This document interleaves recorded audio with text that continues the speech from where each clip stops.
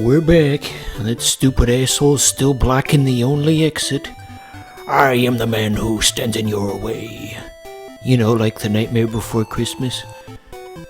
Okay, the Castle of Canuck. I think that's where we get our first party member.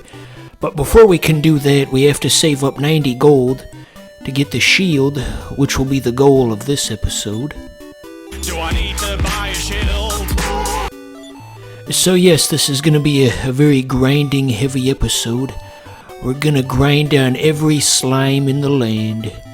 A slimy grind, if you will. So, like I talked about in the previous episode, we have to sneak back to the starting area and hopefully we'll try to get there without encounters, is what I was going to say.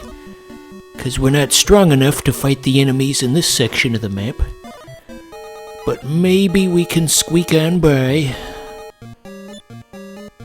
Yeah, we'll try and punch our way out of this. So you might have noticed on the menu that they've got the option for a parry. It's basically just a more primitive version of the defend command. Parry, like from Phineas and Ferb.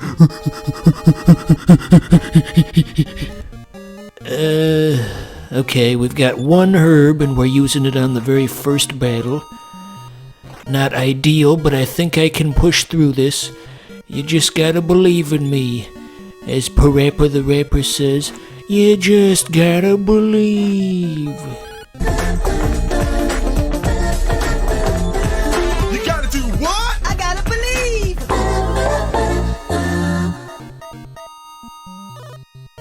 What even was that? Anywho, just one enemy to go. We're gonna squeeze on by. It's gonna be a tight squeeze. It's gonna be like Nick Ocado Avocado trying to get through the doors at McDonald's. Just one fight took up almost all my health and the one item we had. But at least we're at level 2. Speaking of 2, I was reading a Reddit post once where a guy was fucking his girlfriend and he was gonna come the second time and he held up his fingers in the air and made the number 2 and said, 2. And I guess nothing else really happened after that. That's a shitty story. Anyway, there's 7 HP left between me and getting to the town. This isn't gonna be easy, but thankfully we've just mostly got slimes at this point, and the slimes can only do 1, so it's fairly easy to calculate whether we can get there.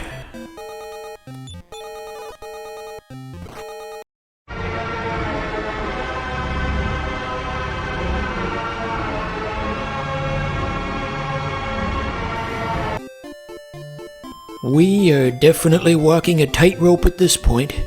If even the slightest thing goes outside of our plan, well then it's all over.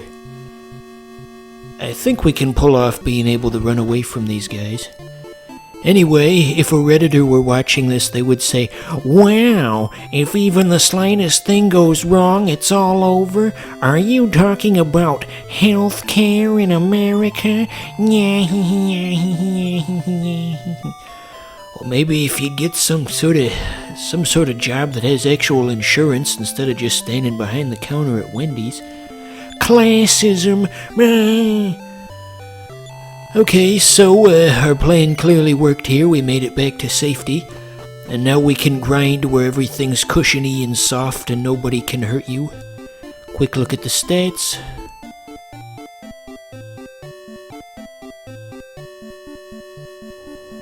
Off we go on the big stupid grind. The fights in Dragon Quest are not optional. You're probably thinking, well, what a dumb thing to say. Who could possibly play a game like this and think that the fights were optional? Well, I happen to know that there was a certain big YouTube star out there who everybody respects, who somehow got the idea in his head that the fights were optional in Dragon Quest XI. And he did manage to skate by for a while, but then eventually a boss just totally clobbered him. And why would you even think such a thing? It's just dumb. He don't know Dragon Quest. Not like I do. I've been a big fan of this series for a long time. My first introduction to it was, I was at a friend's house and he let me borrow Dragon Warrior Monsters 2 for the Game Boy Color, and I was just always kind of fascinated by it, because it seemed like Pokemon's kind of a dirty and weird cousin, for lack of a better term. Even at that age, I recognized that the rules of the game were more or less the same as Pokemon, but there was a key distinction in how the designs of the monsters were a bit more crude. There was less of a push to make everything all cutesy like with Pokemon. And Pokemon's even gotten even more cutesy over time when you compare the Gen 1 designs to now. Lots of big round anime eyes and such.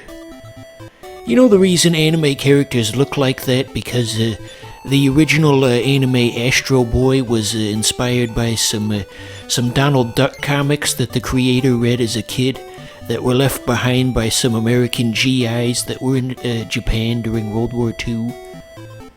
Yeah, there's some cultural history trivia for you. It all comes back to Disney. Old Walt had his tentacles in every form of expressive media. What's this guy got here? He's standing behind the Star of David. I will use my magical powers to... That's gonna upset people. You can't do that. Oh dear. Speaking of which, I saw a very bizarre take on the internet earlier today. People were discussing the new Scooby-Doo Velma reboot, and somebody had the audacity to say, well, Velma wasn't white in the original either, she was Jewish. And I was thinking, what, you're saying Jewish people aren't white? Well, now you're just starting to sound like a fucking Nazi is what you're starting to sound like. When you go so far down the progressive rabbit hole that you circle back around and you basically just reinvent racism. People. So how is that Velma reboot anyway? I haven't actually seen it, I've just been watching people online complain about it. It's just a product of the time, you know, that trying to get a reaction from people on social media is more important than actually trying to make something with an interesting plot and characters that people are going to talk about for years afterwards. The goal of entertainment is not to entertain, but rather it's to make the right people angry. Gugh. But I guess I'm just part of the problem by talking about it, aren't I? You're just making things worse, you silly fool. Whoop, don't go in the poison lands. That's what that very brief red flash was about. So here's the ghost mouse. He doesn't look very mouse-like to me. If he reliably does... okay, I was gonna say if he reliably does 5 damage per hit, we can take him. But then he did 6. God help us all. I still plan on buying that shield this episode, we just gotta power through it. You know, even though we're 2 episodes in, I still find it funny every time the game says, Jerry attacked. That is eternally entertaining. How we doing on gold? I fucking love gold. Oh, still need a little more. We gotta do our impression of Puppet Pale Mitch and just bonk everything that we see. Remember that? The Puppet Pales from Dexter's Lab? Bonk! That shit still cracks me up. Hey there, Puppet Pale Mitch, do you know what day it is? Duh, is it Bonk Day? Yes! Then they had that one episode where the Puppet Pales came to the real world somehow, and Dexter was just kind of like quietly cowering in his bed and trying not to draw attention to himself, and I guess that would be the normal reaction if television characters just suddenly came out of the TV. You'd probably just hide somewhere. Cartoon nostalgia. I gotta look up if Dexter's Lab is on HBO Max.